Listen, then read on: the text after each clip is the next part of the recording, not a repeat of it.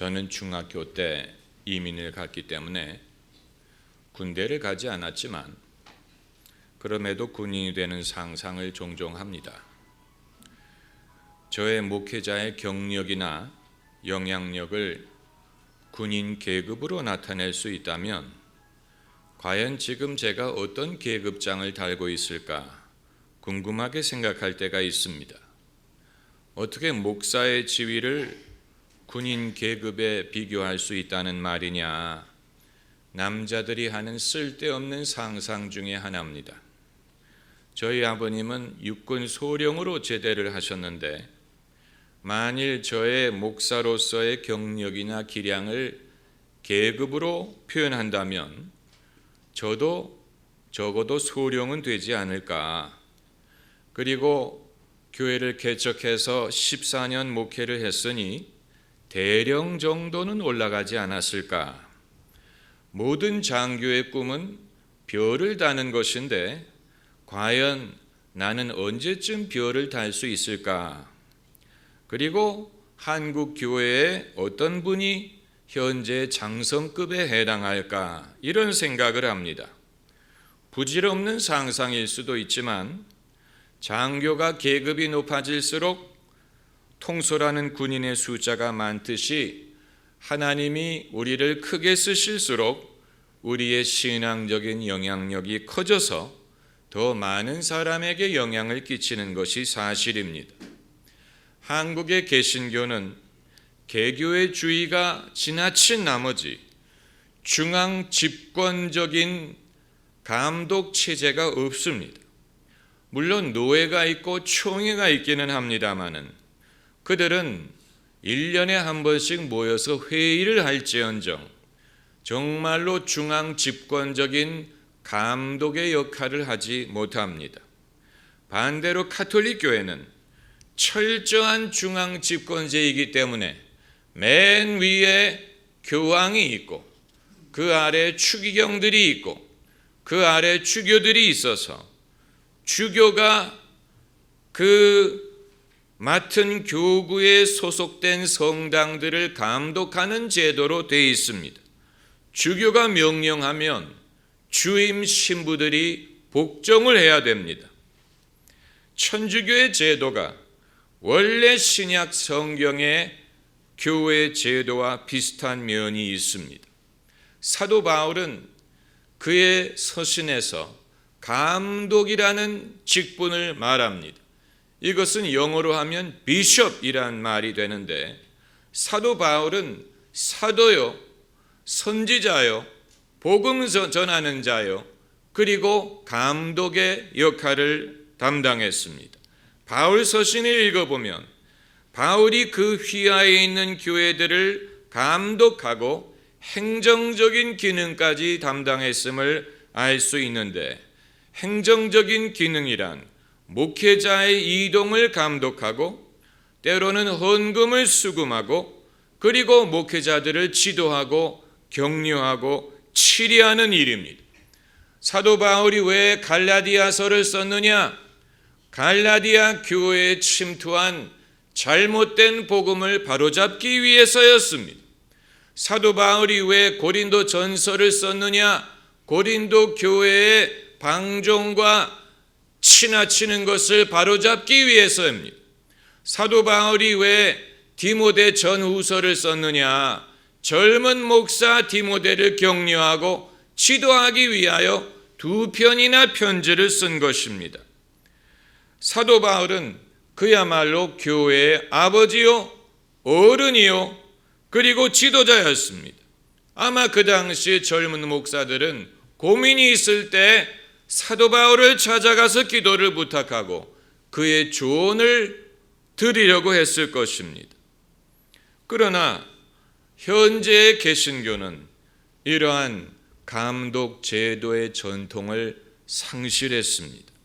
노회나 총회를 가봐야 형식적인 예배를 드리고 형식적인 회의를 가질 수는 있어도 정말로 이 시대에 교회가 처한 상황을 말하고 그리고 교회가 어디로 나가야 되고 주님이 교회에 뭐라고 말씀하시는지를 전할 수 있는 사람을 찾기가 어렵습니다. 그렇다고 천주교회는 이러한 일을 하고 있느냐? 그런 것 같지 않아요. 제도를 갖춘 것이 실질적인 영적인 결과를 보장해 주는 것은 아닙니다. 요한계시록을 보면 성령이 소아시아의 7 교회에 일일이 말씀하시는 것을 볼 수 있는데, 그것이 바로 라우디게아, 에베소, 빌라델비아 이런 교회에 성령이 주시는 말씀을 기록한 것을 볼 수가 있습니다. 이처럼 성령은 교회에 말씀하시고 교회가 현재 처해 있는 상황에 대하여 그들의 잘못하는 점을 지적하시고 또 그들을 격려하시고 그들에게 주님의 뜻을 알리시는 그런 역할을 하고 있습니다. 선지자가 있어서 이처럼 오늘날도 교회에 성령이 하시는 말씀을 들을 수 있다면 얼마나 좋을까. 그러나 과연 이런 일을 누가 감당할 수 있을지는 알 수가 없는 것입니다. 영화 지상 최대 작전을 보면 2차 세계대전 노르만디 작전 시에 적진에 투하한 미 공수부대 병사가 부대원들과 낙오가 돼서 길을 잃고 첫날 밤을 맞아 어느 집구석에 은신하면서 오늘의 전투는 누가 이겼을까? I wonder who won. 누가 이겼을까라고 궁금해하는 장면이 나오는데, 저도 가끔 I wonder who's winning. 누가 이기고 있을까 궁금할 때가 있습니다. 교회가 이기고 있는지, 세상이 이기고 있는지, 대한민국의 교회는 어떠한 상황에 처해 있는지, 앞으로 교회가 어떤 방향으로 나아가야 하는지, 교회를 위하여 주님은 어떠한 계획을 갖고 계신지 누군가가 말해줬으면 좋겠는데, 내가 알 수 있으면 좋겠는데 궁금한 것입니다. 왜 교계에는 그런 말을 해줄 수 있는 사람이 없다는 말인가? 소위 신사도 운동이 일리가 있습니다. 그렇다고 우리가 신사도 운동에 합류한다는 말은 아니지만, 오늘날에도 주님이 쓰시는 사도들이 있고 선지자들이 있어서 주님이 사도 바울을 통하여 그 많은 교회들을 감독하신 것처럼 오늘날도 제도가 아닌 성령으로 말미암아 교회를 인도하고 감독할 수 있는 방법이 있으면 얼마나 좋을까? 아마 여러분께서는 목사님이 그 일을 한번 해보시지요, 이렇게 말씀하시는 분이 계실지 모르지만, 저는 여러분을 목회하는 것만으로도 버겁고, 이런 일은 누가 임의로 필요하다고 할 수 있는 일이 아니고 하나님이 지명하시고 일을 맡겨야 가능한 것입니다. 그리고 더 중요한 것은 예수님을 제외하고는 세상의 어느 누구도 교회 전체의 모습을 보고 파악할 수 있는 위치에 있지 못하다는 사실이, 사도 바울이 그렇게 위대한 사도였지만 그의 영역은 이방인의 사도가 되는 것뿐이었습니다. 그의 역할은 이방인에게 복음을 전하는 것이었습니다. 그 이외에 다른 일을 맡은 다른 충성된 종들이 많았습니다. 베드로는 유대인의 사도였고, 야고보는 예루살렘 교회의 감독이었고, 그 이외에 많은 종들이 많은 곳에서 주님을 섬기고 있었던 것입니다. 주님은 어느 한 사람에게도 전체를 감독하는 일을 맡기지 않습니다. 이것은 본인에게도 불가능한 일이고, 그리고 바람직하지 않은 일이에요. 오늘 본문을 보면 엘리야 선지자가 하나님께 하소연하는 장면이 나옵니다. 엘리야는 불의 종이에요. 얼마 전까지만 해도 갈멜산에서 400명의 바알의 선지자들과 맞서서 영적인 대결을 벌이고 하늘에서 불이 떨어지게 한 장본인입니다. 그런 엘리야가 이세벨의 위협에 겁을 먹고 도망가다가 위축이 돼서 그가 뭐라고 하나님께 말하냐면 주여 조카오니 나를 취하소서. 그 말은 데려가 달라는 말입니다. 엘리야 선지자는 때로는 하나님의 능력에 붙들려서 정말 불의 종이 되는 때도 있었지만 어떤 때는 완전히 위축이 돼서 죽고 싶다라고 생각할 때가 있었습니다. 신학자들 중에는 엘리야가 조울증을 앓고 있지 않았을까 이렇게 말하는 사람도 있습니다. 감정의 기복이 심하다는 얘기, 흥분할 때는 그야말로 눈에 두려운 사람이 없지만 위축이 되면 당장이라도 죽고 싶어 하는 그런 감정의 기복이 많은 사람이었는데 엘리야가 위축이 돼서 굴 속에 들어가 있을 때 주님의 세미한 음성이 들렸다고 했습니다. 이것이 그 유명한 세미한 음성입니다. The still small voice of God. 선지자가 하나님의 음성을 들을 때 귀로 듣는 것이 아니고 또 감정으로 듣는 것이 아니고 어떤 환상을 말하는 것이 아니고 마음으로 듣는 세미한 음성이, 아마 여러분 중에도 주님의 세미한 음성을 여러 번 들어본 적이 있을 것입니다. 그러나 그것이 주님의 음성인 줄 몰랐고 설마 주님이 여러분에게 말씀하시리라고 기대하지 못했고 한두 번 경험을 해본 적이 있지만 내가 주기적으로 정기적으로 이러한 경험을 할 수 있을지 확신하지 못하는 분들이 계셨을 것입니다. 예수님 말씀하시기를 내 양은 내 음성을 듣는다고 하셨어요.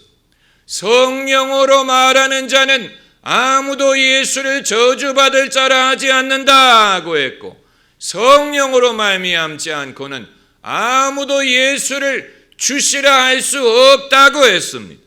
우리는 하나님의 음성을 듣는 것을 이상하게 생각하지 말고 듣지 못하는 것을 이상하게 생각해야 됩니다. 듣는 것이 정상이에요. 들었기 때문에 믿을 수 있었던 것입니다. 믿음은 들음으로 왔습니다. 여러분이 믿는다는 말은 하나님의 음성을 들었다는 얘기예요. 성령의 감동하심을 경험했다는 얘기입니다.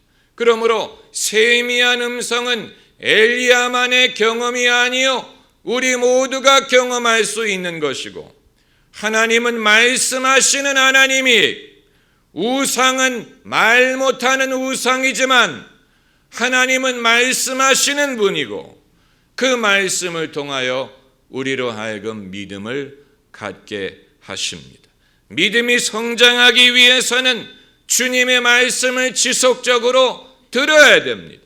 우리는 세상의 소리는 듣는 데 익숙하지만 정작 주님의 음성을 듣는 것은 부지런하지 못하고 그리고 일관적이지 못합니다.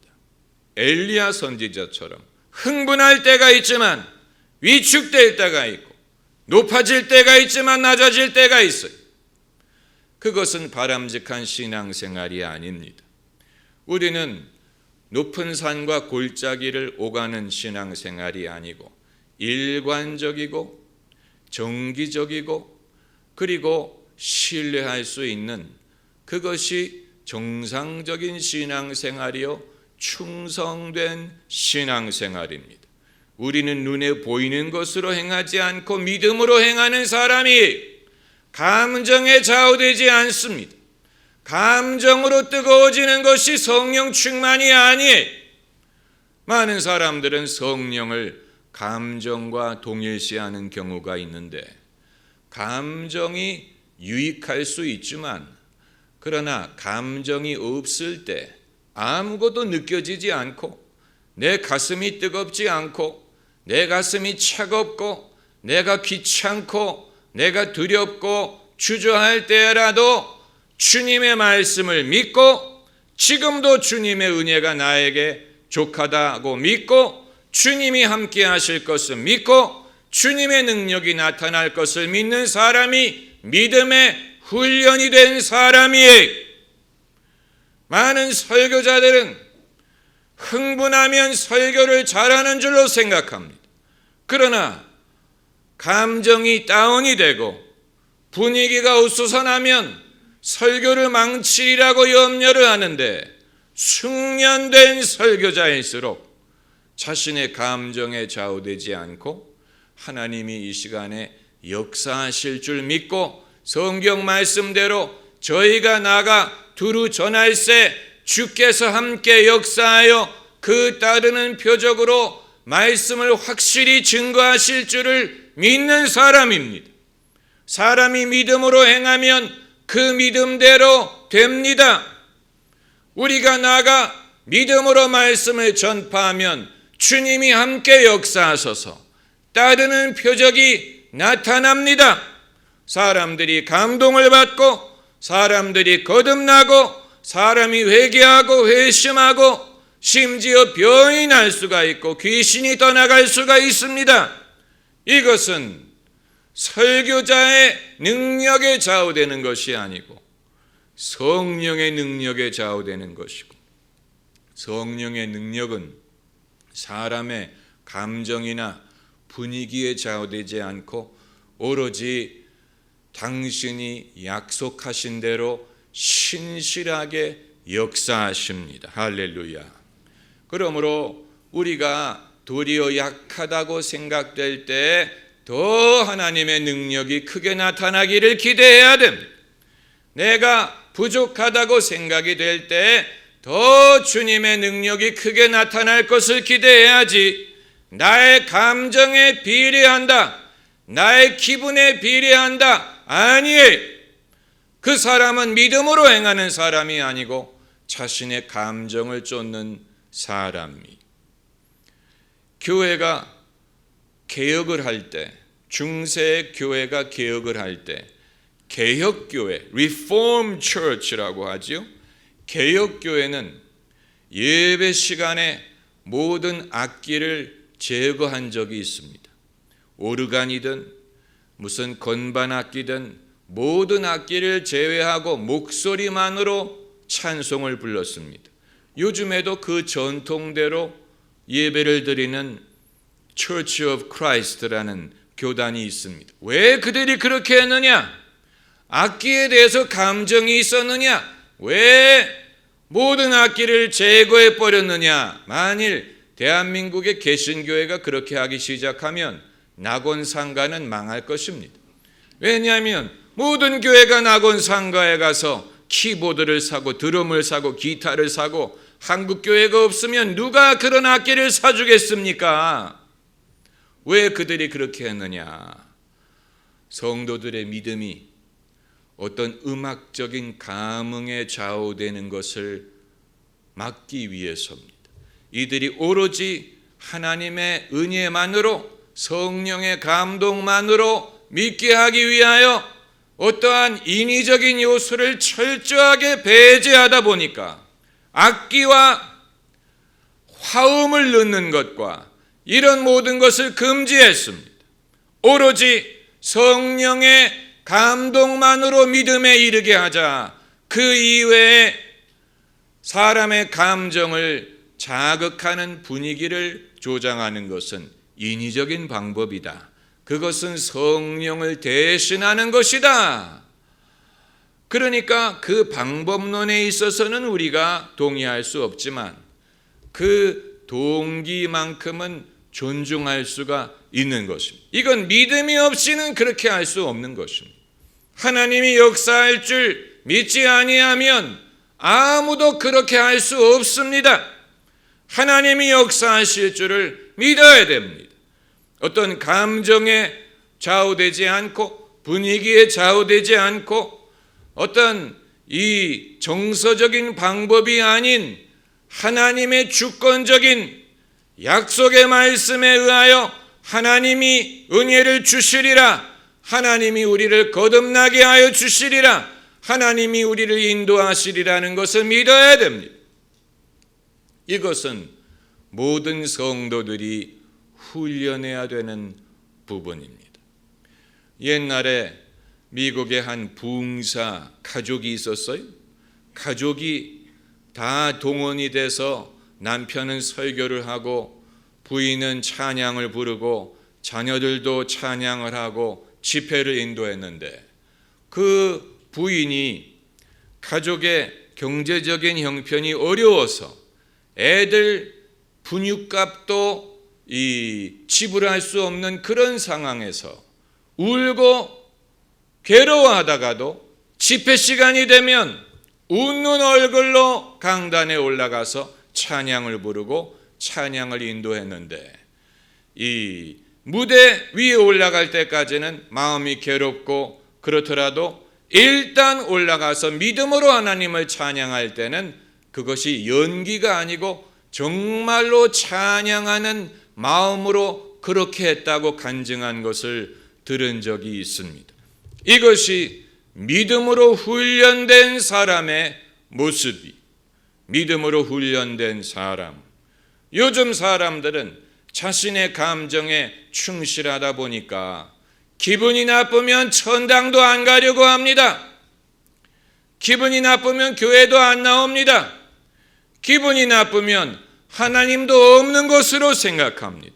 이것은 믿음이 아니에요. 믿음이 아니에요. 이 CCC가 성령에 대하여 설명하는 책자에 성령에 이끌리는 원리를 기차 그림으로 도형으로 비유해서 설명한 것이 있습니다. 우리의 신앙생활을 끌고 가는 전동차는 하나님의 말씀. 그래서 맨 앞에 전동차가 있어서 동력을 제공하는 것처럼 우리 신앙생활의 동력을 누가 제공하느냐? 하나님의 말씀이 하나님의 말씀이 제일 앞서갑니다.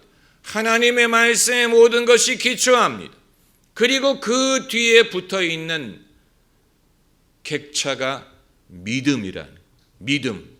하나님의 말씀에 믿음이 쫓아갑니다. 하나님의 말씀으로 믿음이 말미암습니다. 그리고 그 다음에 연결된 객차가 감정이라는 감정. 감정은 하나님의 말씀과 믿음의 결과인 것이지 감정이 우리의 신앙을 이끌어가는 것이 아니에요. 그것을 우리가 분명히 알아야 됩니다. 어떤 부흥사가 신유의 은사도 있고 예언의 은사도 있고 하나님이 많은 은사를 주셨는데 누가 물어봤어요.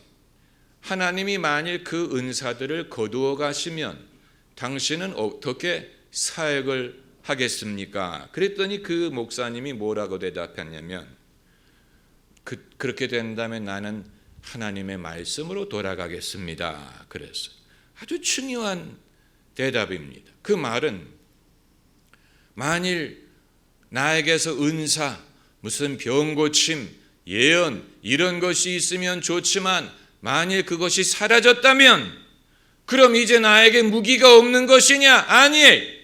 하나님의 말씀이 있다는 이 말씀을 성도들에게 전하노라면 다시 은사도 나타나고 병자도 낫고 예언도 하고 이런 일도 하고 저런 일도 하게 될 것이다. 여러분, 이것이 말씀 중심, 믿음 중심의 신앙이. 그러므로 여러분이 다른 어떤 것보다도 여러분의 삶에 하나님의 말씀을 두고 여러분의 마음속에 하나님의 말씀의 우선순위를 두는 법을 배워야 됩니다.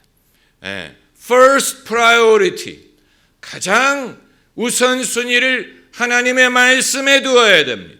하나님의 말씀이 뭐라고 말하느냐? 하나님이 뭐라고 약속하셨느냐? 하나님은 뭐라고 말씀하셨느냐? 그게 제일 중요한 것입니다. 그게 제일 주요한 것입니다. 그게 먼저예요. 그리고 내가 무엇을 해야 되느냐? 어떤 것을 기대할 수 있느냐? 내가 무엇을 얻을 것이냐? 이런 것을 알게 되는 것입니다. 하나님이 뭐라고 말씀하셨느냐? 하나님은 뭐라고 약속하셨느냐? 거기에 하나님은 책임을 지십니다. 하나님은 당신이 하신 말씀에 대하여 책임을 지십니다. 말씀하지 않는 것에 대하여 책임지시는 게 아니에요. 말씀하신 것에 대하여 책임을 지십니다.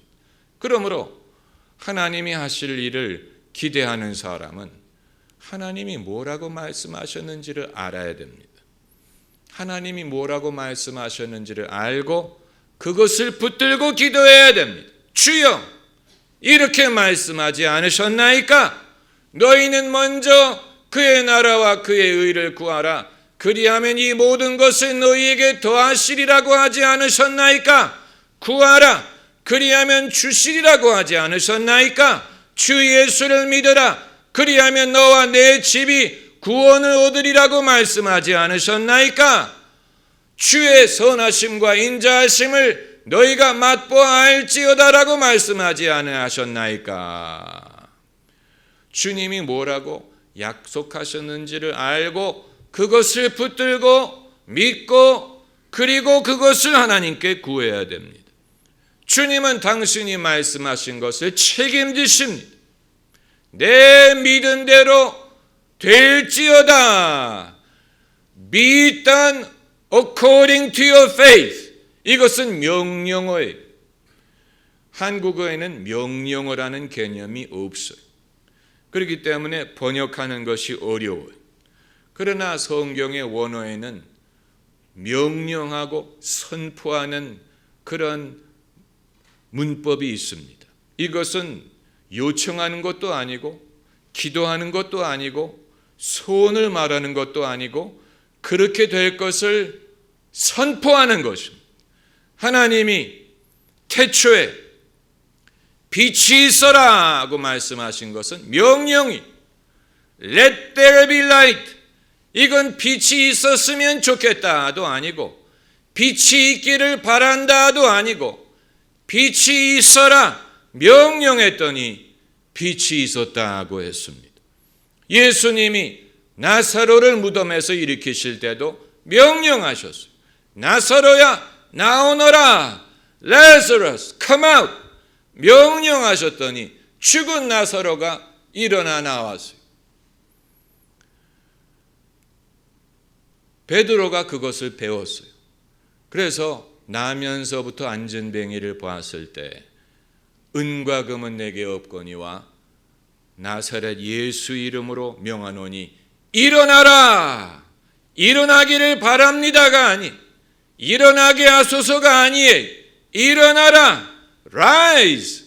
명령했더니 나면서부터 안전뱅이가 일어났어요. 이것이 믿음이 역사하는 방법이고 하나님의 능력이 역사하는 방법이. 목사가 예배 끝날 때 축도하는 것도 사실은 축도, 기도가 아니고 축복하는 것이요. 사실은 명령하고 선포하는 것입니다.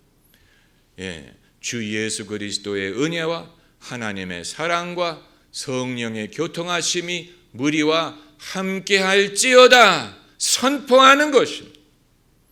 우리는 그러한 언어가 발달하지 못했고 개념이 발달하지 못했기 때문에 우리가 이해하는 속도가 늦습니다.